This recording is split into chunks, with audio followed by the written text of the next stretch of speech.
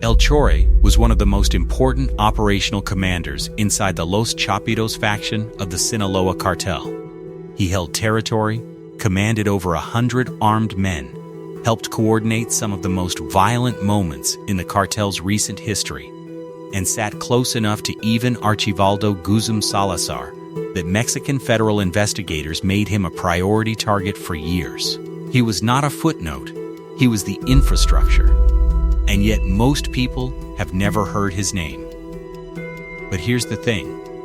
The story of how El Chore built that position, what he actually did inside one of the most powerful criminal organizations in the world, and how his career ended on a Sunday morning in a trailer warehouse in Sinaloa while military helicopters circled overhead. That story is more revealing than anything the Corridos told you. This documentary goes into all of it. Who El Chore was, how he earned the trust of a man with a $10 million bounty on his head, what authorities say he was responsible for, and exactly what happened on June 23, 2024, when the Mexican army finally ran out of patience. But before we get into that operation, you first need to understand the world that built El Chore, because nothing about his rise to that level of trust makes sense without understanding the organization he climbed inside of and the man he chose to attach himself to. The early life of Raul Alberto Carrasco Lechuga is largely unknown, and that absence itself tells you something. Most cartel figures at his level leave almost no documented trail until they become priority targets. His educational background has never been publicly established. His family origins, where he grew up, the specific circumstances that first pulled him toward organized crime, none of that appears in verified public records. What investigators and journalists established is that Carrasco Lechuga was recruited into organized crime at a young age, entering the criminal landscape of Sinaloa, connected initially to the Damaso faction of the cartel, before eventually moving toward Los Chapitos.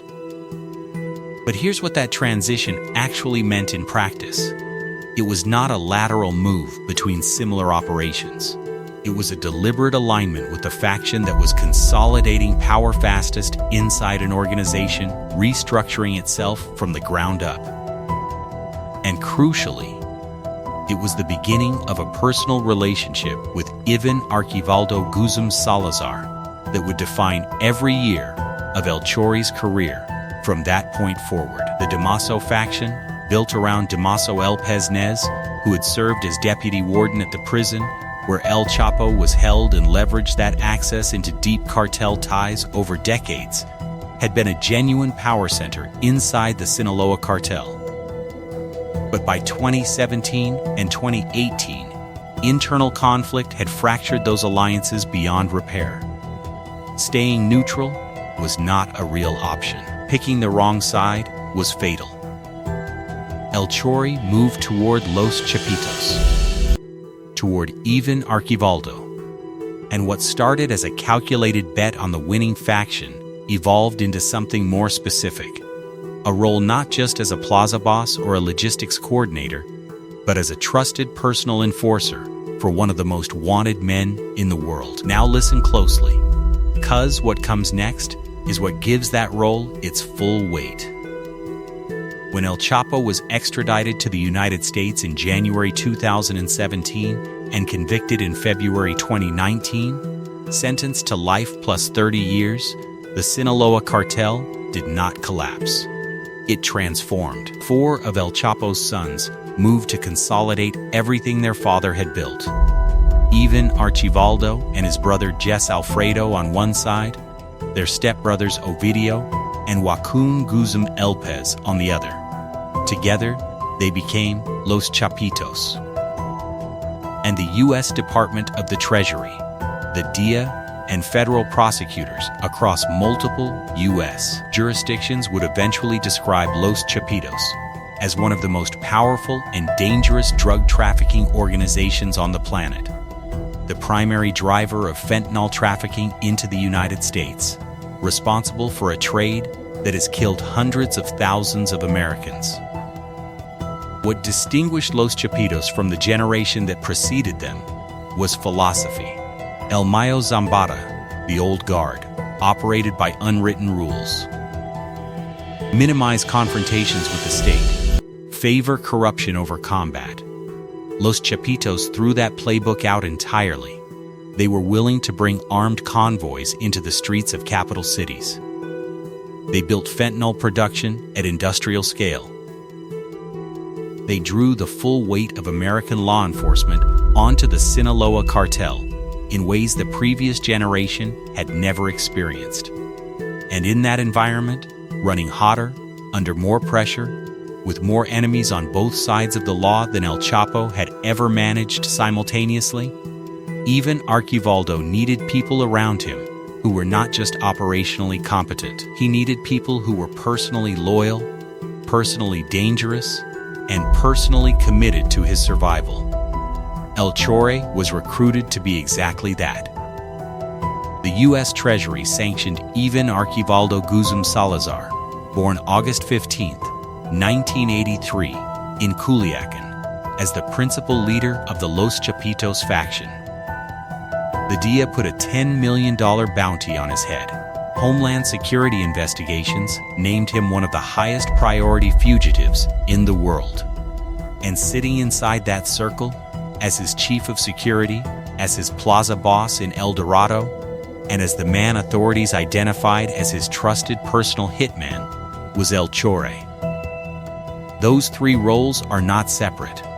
They are the same job described from three different angles. You hold the territory. You command the men.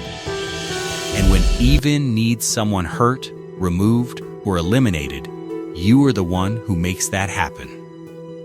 Here's where things get interesting. Mexican federal investigators identified El Chore as the plaza boss of Los Chapitos in the municipality of El Dorado, a region in southern Sinaloa, approximately 57 kilometers south of the state capital, Culiacán. The organizational logic behind that assignment was not random. El Dorado sits near the Pacific coast, connected to agricultural and coastal infrastructure that organized crime has historically used for logistics across Sinaloa. Product moving north, money moving south, armed personnel moving wherever the organization needed them. Controlling that corridor meant controlling a structural piece of the Los Chapitos operations supply chain. And El Chore managed that corridor while simultaneously serving as the primary security commander within Iván Archivaldo's inner protection ring. Court records from a case involving one of his subordinates, Sar Osvaldo Toledo Rodriguez, sentenced to 20 years in a December 2025 ruling, confirmed in legal proceedings what investigative reporters had been documenting for years. Toledo Rodriguez worked directly for El Chore, who in turn had direct ties to Iván Archivaldo Guzman. That chain of command is on the record. El Chore was the direct link between Iván Archivaldo and the ground-level armed operations in southern Sinaloa. The men under him did not answer to Los Chapitos in the abstract. They answered to El Chore. And El Chore answered to Iván. The corridos made this explicit in the way that world makes things explicit. Panchito Arredondo, a regional Mexican singer and personal friend of El Chore, recorded multiple songs about him that went viral on music platforms in 2020, while El Chore was still alive, still operating, still on federal target lists. In one, El Chore is represented saying, "I am young, but I have the experience, and the trust was given to me by the organization." In another, Escuela de la Calle, the lyrics described commanding over 100 men in El Dorado and the long-standing personal friendship with Archivaldo specifically. When the songs and the investigative records say the same things independently, you are looking at something real. El Chore did not just hold a plaza. He was Iván Archivaldo's man, personally recruited, personally trusted, personally responsible for the violence that protected the man at the top. And that violence was not metaphorical. El Chore commanded over 100 sicarios, heavily armed hitmen, across the El Dorado municipality and the surrounding operational zones. His role as chief of security for Iván Archivaldo meant that the men responsible for physically protecting one of the most wanted cartel leaders in the world reported through him. He coordinated the armed logistics that kept Los Chapitos' drug trafficking routes into the United States operational, and he enforced the territorial control that made those routes possible, which in the cartel world means using violence, the threat of violence, and the visible presence of armed men to make clear who holds authority in a given space. Every business owner paying extortion in El Dorado was paying it to men under El Chore's command. Every rival who thought about moving into Los Chapitos territory in southern Sinaloa was thinking about El Chore's response. That is what being a personal hitman for a cartel leader at Iván Archivaldo's level actually looks like at the operational level. Not just pulling a trigger, but building and commanding the entire apparatus of violence that keeps the organization's territorial claims intact. But the clearest, most documented evidence of what El Chore's enforcer role looked like in practice is October 17, 2019. October 17, 2019, Culiacan, Sinaloa, a convoy of 35 military police and soldiers drove to a house in the Tres Rose neighborhood at 2:30 in the afternoon. Inside was Ovidio Guzmán, Iván Archivaldo's brother, wanted in the United States on federal drug trafficking charges. By 2:50 p.m., the cartel had already started moving. What followed over the next several hours paralyzed an entire capital city and became one of the most analyzed failures of government force in the modern history of organized crime. Approximately 700 cartel gunmen mobilized across Culiacan. Armed vehicles blocked major roads. Sicarios stormed the Aguaruto State Prison and freed around 50 inmates. Gunfire erupted across multiple neighborhoods simultaneously. Black smoke rose over the city as vehicles burned on major arteries. Civilians were locked inside their homes, inside businesses, on streets that had turned into active combat zones. To put into context just how unprecedented this was, the Mexican government had just arrested one of the most wanted cartel leaders in the world, in his own house, in broad daylight. And a criminal organization took an entire state capital hostage until he was released. Nah, this was not improvised. 700 armed men do not materialize across a capital city in 20 minutes without pre-existing networks, pre-positioned assets, and a command structure capable of activating all of it simultaneously. The vehicles blocking roads had to be pre-positioned. The weapons, including 50 caliber rifles and grenade launchers documented by security analysts afterward, had to be already distributed across the city. The men who stormed that prison were executing a plan, not improvising one, and activating that plan across multiple zones of Culiacan in under 40 minutes required commanders with the authority and logistical reach to call it into motion without hesitation. Security reporting cited by multiple Mexican outlets identified El Chore as one of the principal organizers of that response. Authorities alleged he coordinated the narcobloqueos, the roadblocks that paralyzed Culiacan, and deployed armed personnel as part of the coordinated counteroffensive. 13 people died, and the government of President Andrés Manuel López Obrador made the decision to release Ovidio Guzmán to end the violence, citing civilian protection. One of the most wanted cartel figures in the world had been in government custody for less than 2 hours. El Chore and the men under his command had forced his release. That was what living for Iván Archivaldo looked like in practice. When Iván's brother was on his knees in handcuffs in a house in Culiacan, El Chore turned a city into a battlefield to get him back. And then, he did it again. On January 5, 2023, Mexican forces launched a far more heavily planned operation and successfully recaptured Ovidio Guzmán for the second time. This time, approximately 3,500 troops from the Army, Navy, and National Guard participated, significantly larger than the 350 deployed in 2019. The cartel responded with 19 road blockades, attacks on military convoys, and drone-launched explosives across Sinaloa.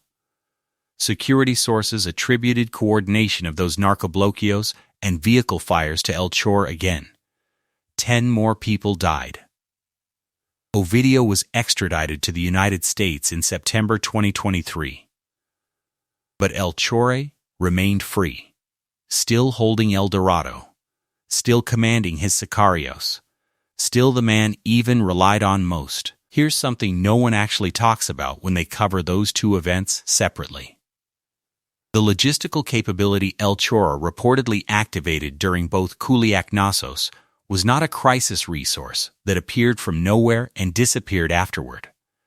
It was his standing operational infrastructure, the same 100-plus armed men, the same vehicle networks, the same communication structures he managed every single day as plaza boss and chief of security. His ability to mobilize a coordinated armed response that humiliated the Mexican government twice in 5 years was a direct product of the continuous organizational work he was doing in that territory every day he was alive. The plaza management and the enforcer role were not separate functions. They were the same apparatus, serving the same master. Now here is where things get complicated. By 2024, the intelligence picture federal investigators had assembled on El Chore was extensive. His name had been on priority lists since at least the 2019 Culiacanazo. Investigators from Sedena, Samar, and the FGR had been coordinating efforts to locate him for years. And El Chore had demonstrated, repeatedly, that he was difficult to catch, maintaining counter-surveillance, moving when he needed to move, staying embedded within the community infrastructure of El Dorado in ways that made him simultaneously visible and operationally protected. On February 29, 2024, federal forces made their first confirmed move. Elements of Sedena and Samar launched a coordinated land and air operation at a ranch in the Ejido La Flor, in El Dorado. Army helicopters circled before dawn. Naval units arrived at a property bearing the initials of El Chore's alias, Chore, a countryside party hall that investigations confirmed was connected to him. Inside, agents found altars to Santa Muerte. They found evidence of his recent presence. They did not find El Chore. Under circumstances that investigators could not fully reconstruct publicly, he had escaped in the minutes before the perimeter closed. The operation seized the estate and added a new data point to the intelligence file. But he was gone. That escape reinforced what investigators already knew. El Chore had warning systems in place and the instincts to use them. But it also confirmed something else. A man running over 100 sicarios, managing drug trafficking routes, and serving as the primary enforcer for Iván Archivaldo cannot make himself invisible indefinitely. The same operational responsibilities that made him valuable made him traceable. Every interaction, every movement, every communication that flowed through the network he managed fed the picture federal intelligence was building around him. By spring 2024, they had enough. And this time, they moved differently. June 23, 2024, Sunday morning. Elements of the Mexican Army and National Guard moved before dawn on the community of Leopoldo Sánchez Celis in El Dorado, a large trailer storage and service yard along Avenida Venustiano Carranza near Calle Vicente Guerrero. Armed helicopters took position as ground units moved in. Residents woke to automatic weapons fire at approximately 5 in the morning. El Chore did not surrender. That needs to be said clearly, 'cause it tells you everything about the man.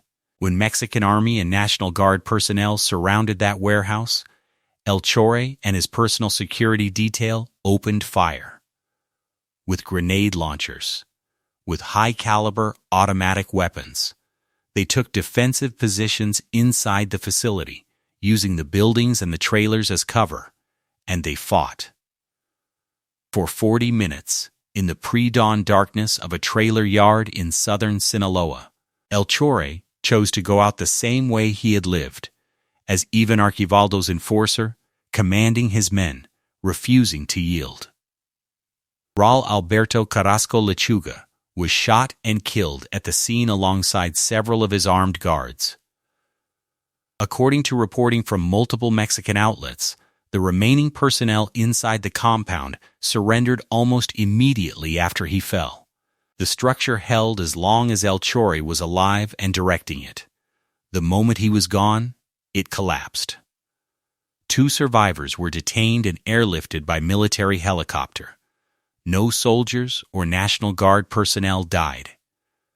Federal forces secured the facility and confirmed the seizure of armored vehicles, high-caliber weapons, a massive arsenal of tactical equipment, narcotics, and cash. Military sources described the operation as a severe blow to Iván Archivaldo's inner protection ring. 'Cause that is exactly what it was. Not just a plaza boss. The primary enforcer. The man who had been the personal shield between Iván Archivaldo and every threat that came from outside the organization. According to multiple security sources, what followed El Chore's death was not calm. By September 2024, internal war between Los Chapitos and forces loyal to El Mayo Zambada, captured in July 2024, had erupted across Sinaloa, producing more than 600 deaths in the months that followed. Schools closed, businesses shut down, families fled. In that landscape, the loss of El Chore, the man managing Iván's direct security and southern Sinaloa's operational infrastructure simultaneously, was felt at the organizational level in ways that a routine plaza transition would not have been. Replacing a trusted personal enforcer with years of built relationship is not the same as filling an administrative vacancy. That kind of trust does not transfer on a personnel form.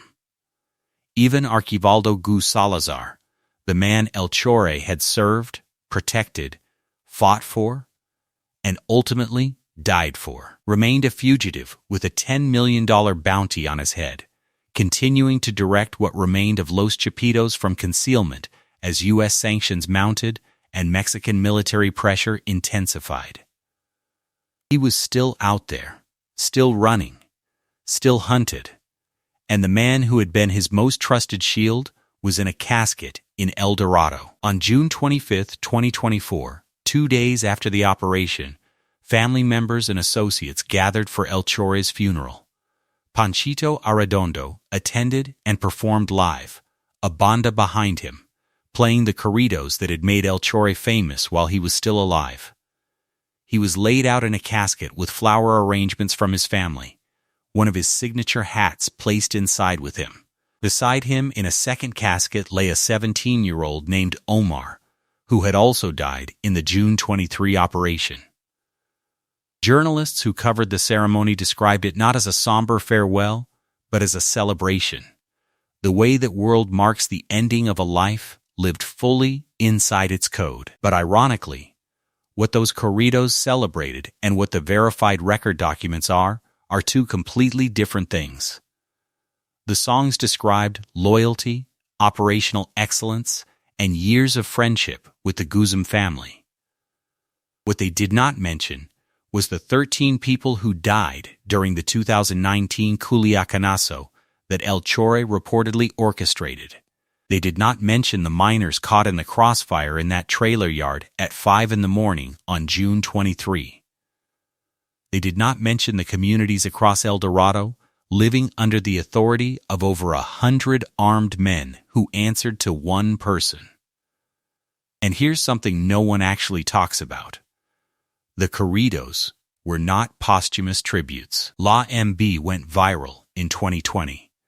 While El Chore was still the active plaza boss and personal enforcer for Iván Archivaldo, still on federal target lists, still running operations. The fame was concurrent with the career. That is a deliberate organizational choice. A personal hitman for a cartel leader of Iván's profile does not go viral on music platforms by accident. Corridos at that reach require relationships, production investment, and distribution decisions. The viral spread of those songs communicated El Chore's status to rivals, to recruits, and to the broader public, reframing his presence in El Dorado from threat to celebrity, which is itself a form of territorial control. When a plaza boss is genuinely famous, the population of his territory is less likely to cooperate with investigators and more likely to see the organization as part of the community rather than an imposition on it. The party hall with his initials. The Santa Muerte altars. The corridos playing while he was still alive. All of it was infrastructure, social infrastructure that reinforced the armed infrastructure he managed every day in service of one man. El Chore organized his entire life around Iván Archivaldo Guzum Salazar. He was recruited young, rose through the Chapito structure as a personal enforcer, commanded over 100 sicarios, held the El Dorado Plaza, coordinated international drug trafficking routes into the United States, orchestrated two of the most violent cartel responses in recent Mexican history, evaded federal capture across multiple operations, and when the Mexican army finally surrounded him in a trailer yard before dawn, on June 23, 2024, he chose to fight. With grenade launchers. For 40 minutes. Until he was dead. He lived for Iván. He died for him too. And the man he served is still out there.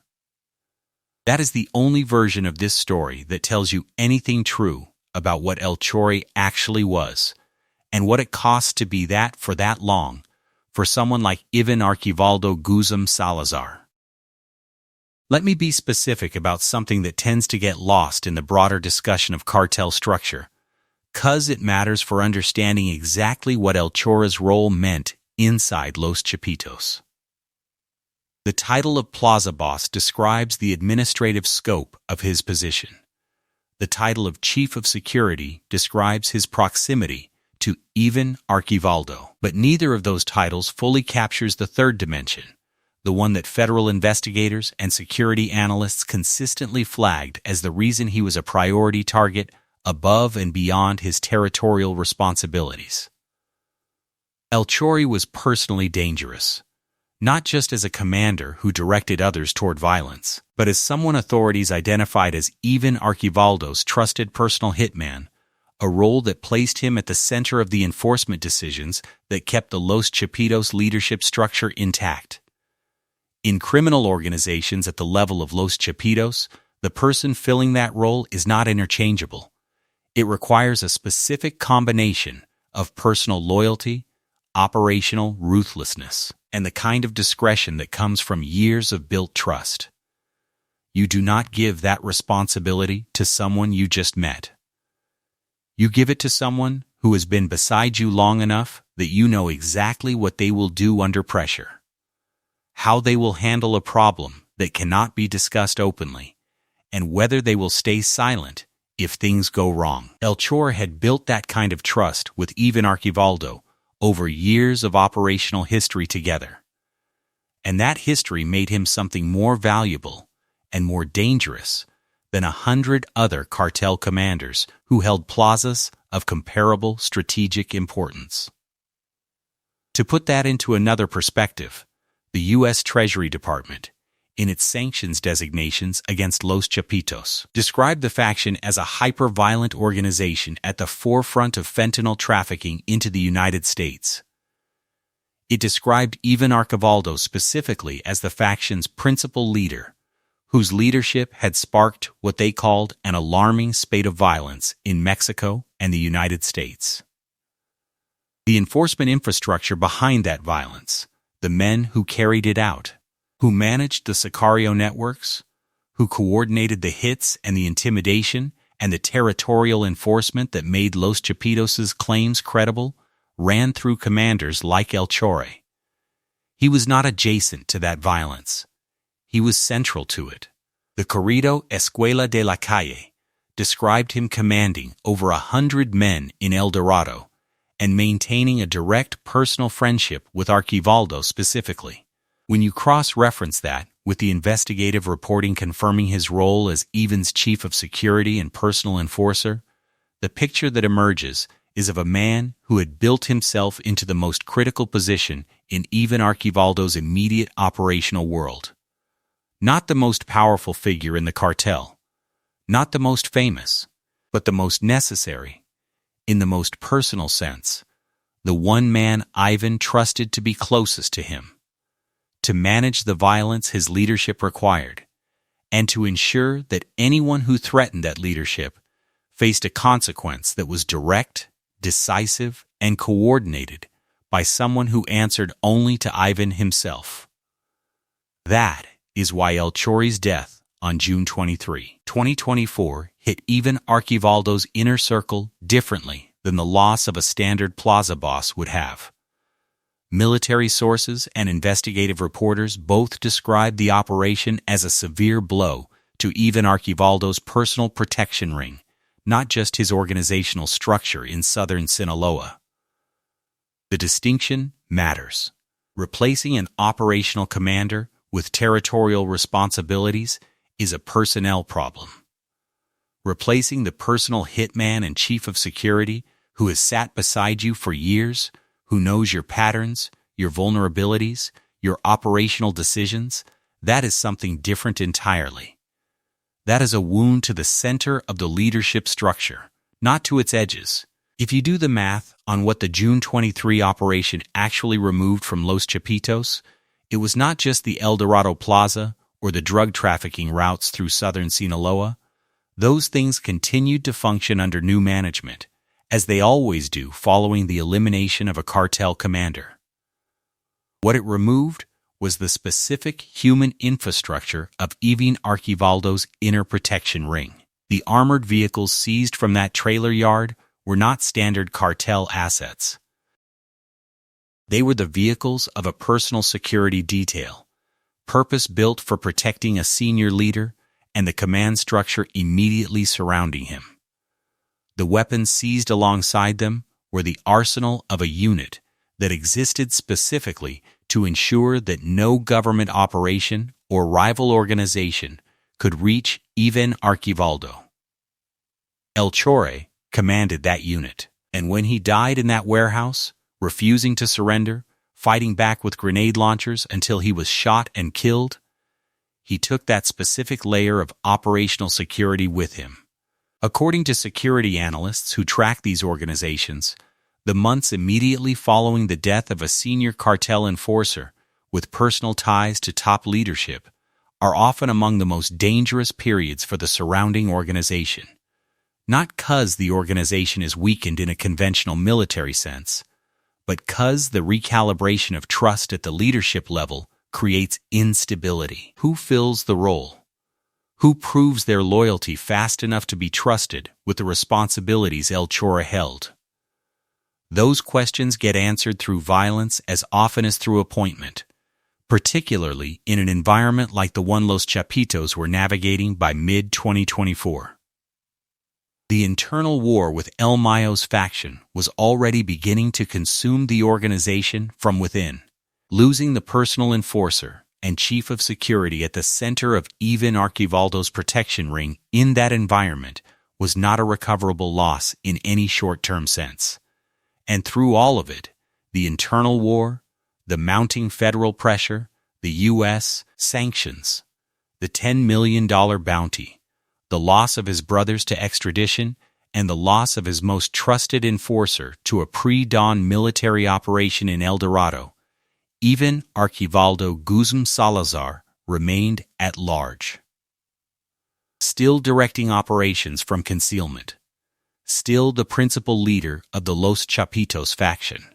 Still the man that El Chore had organized his entire operational life around protecting. The relationship at the center of El Chore's story did not end with El Chore's death. It continued, on one side of it at least. El Chore was recruited young, rose through the Chapitos structure as a personal hitman and enforcer, was elevated to chief of security and plaza boss of El Dorado, commanded over 100 sicarios, coordinated international drug trafficking routes into the United States, orchestrated the narcobloqueos across Culiacan during two of the most significant cartel government confrontations in Mexican history, evaded federal capture across multiple operations, including a failed February 2024 raid on his own property. And when the Mexican Army and National Guard finally surrounded him in a trailer yard in Leopoldo Sniches Celis before dawn on June 23, 2024, he did not run. He did not negotiate.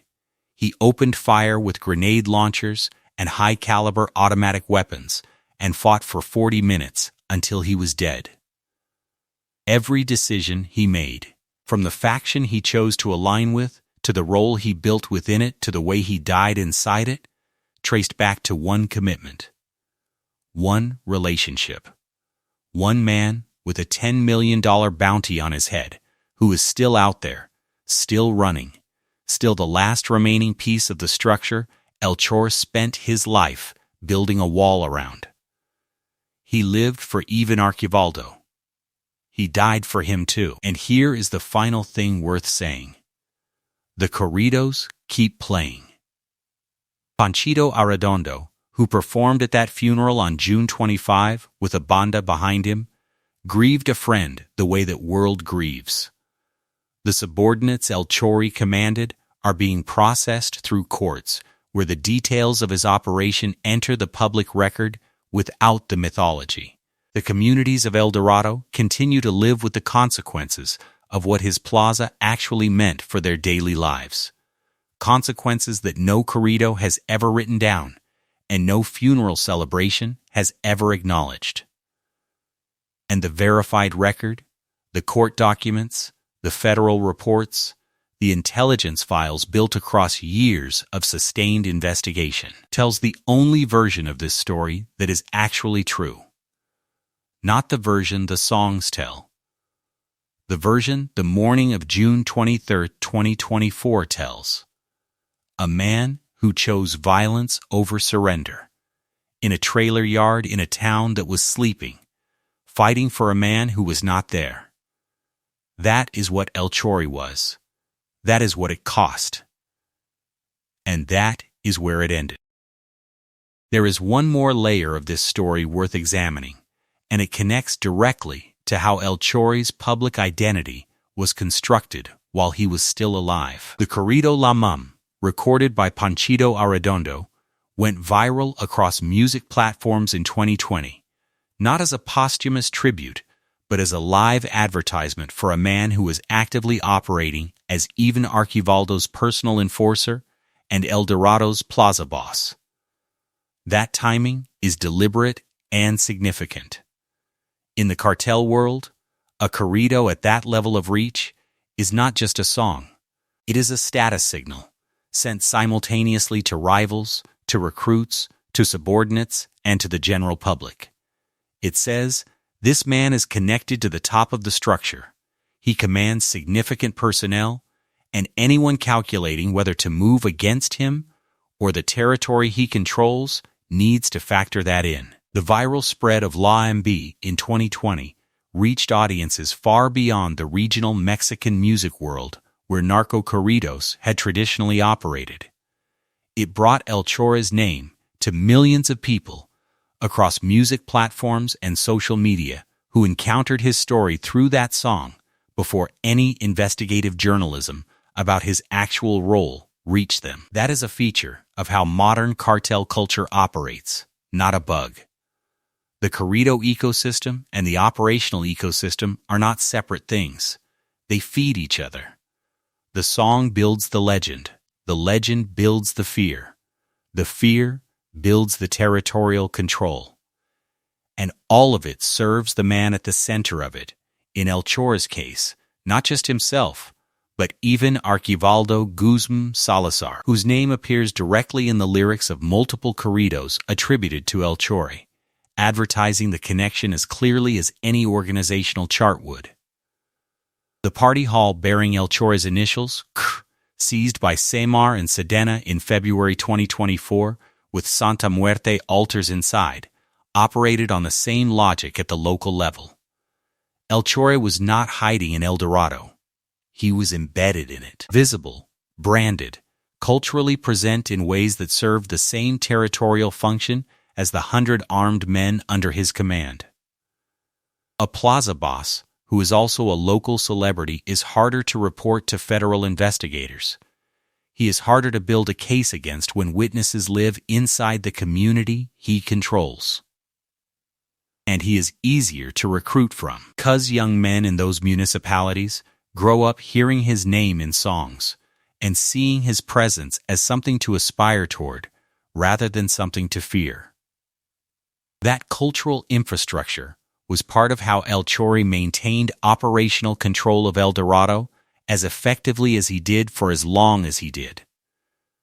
But it was also, ultimately, part of what made him findable. The same social footprint that gave him cultural protection created a traceable network of properties, associates, events, and patterns that federal intelligence could map over time.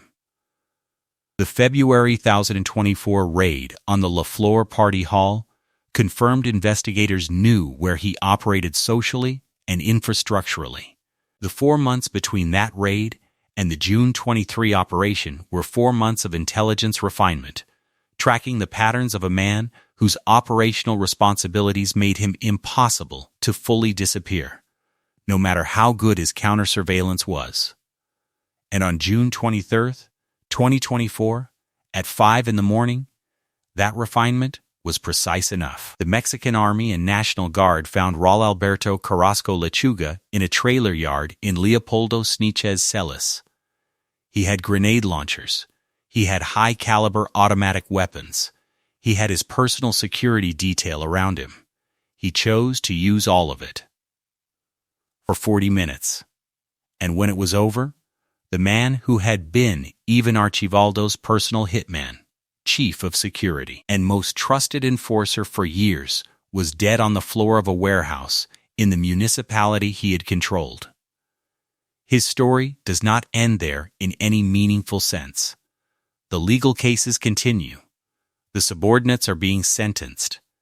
The intelligence built around his network continues to inform federal operations against what remains of the Los Chapitos structure, and the communities he managed, through a combination of corrido fame and armed force, continue to live with the consequences of what that management actually meant for their daily lives. El Chore is gone. The record of what he built and what it cost is still being written. Let me leave you with the clearest possible summary of what the verified record shows, because it is more remarkable than the corridos managed to capture. El Chore was recruited into organized crime at a young age. No one knows exactly when, no one knows exactly where, no one has documented the specific circumstances. What is documented is where that recruitment eventually led. He rose through the Sinaloa cartel's internal structure at a moment of maximum organizational instability, made the calculated decision to align himself with the Los Chapitos faction, and specifically with Iván Archivaldo Guzum Salazar, and built himself into a position that federal authorities from 2 countries eventually described as one of the most operationally significant within the entire faction. Not at the top, not in the global headlines, but at the center, in the specific, personal, irreplaceable way that only comes from years of demonstrated loyalty under pressure. He commanded over 100 sicarios. He managed the drug trafficking routes through El Dorado that fed directly into the Los Chapitos pipeline, moving fentanyl into the United States. He served simultaneously as plaza boss, chief of security, and personal hitman for a man with a $10 million dia bounty on his head. He helped coordinate the operational response that humiliated the Mexican government twice in 5 years, turning Culiac into a battlefield both times to protect the Guzum family. He evaded federal capture across multiple operations, including a raid on his own property in February 2024. And when the final operation came, when the Army and National Guard surrounded him in a trailer yard before dawn on June 23, 2024, he did not run, did not negotiate, and did not surrender. He fought, with everything he had, for 40 minutes, until he was dead. That is a life organized entirely around one commitment. El Chore lived for Iván Archivaldo, and in that trailer yard in El Dorado, Sinaloa, at 5 in the morning, he died for him too. The man he served is still out there. The story is not finished. But El Chore's part in it is.